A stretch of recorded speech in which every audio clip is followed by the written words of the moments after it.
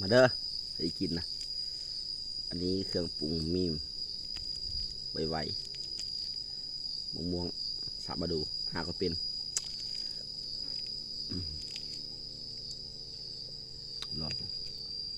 ลองอันนี้วะน้อย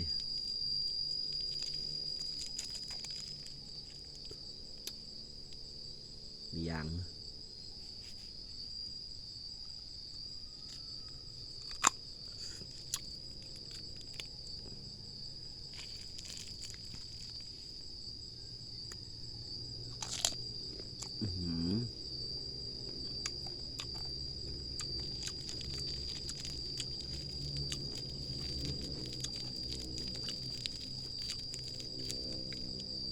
ได้เยอะ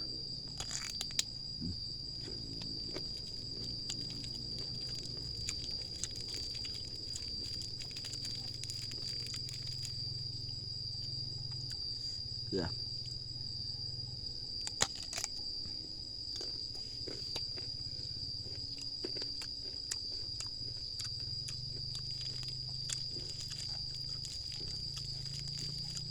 แซ่บอยู่เด้อ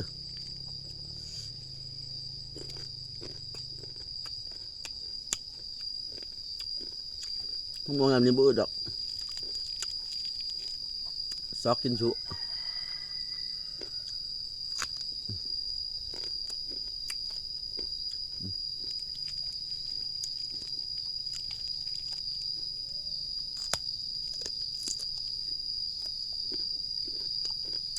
ที่ผมมองง่าย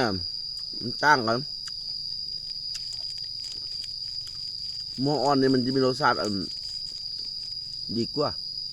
อันนี้นี่บ่แซ่บ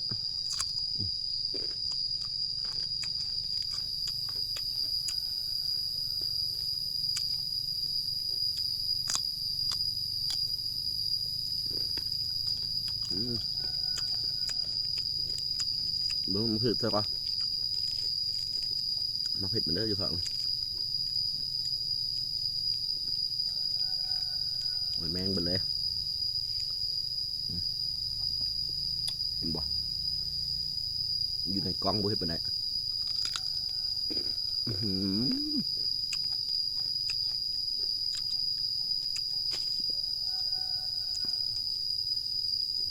จบบาย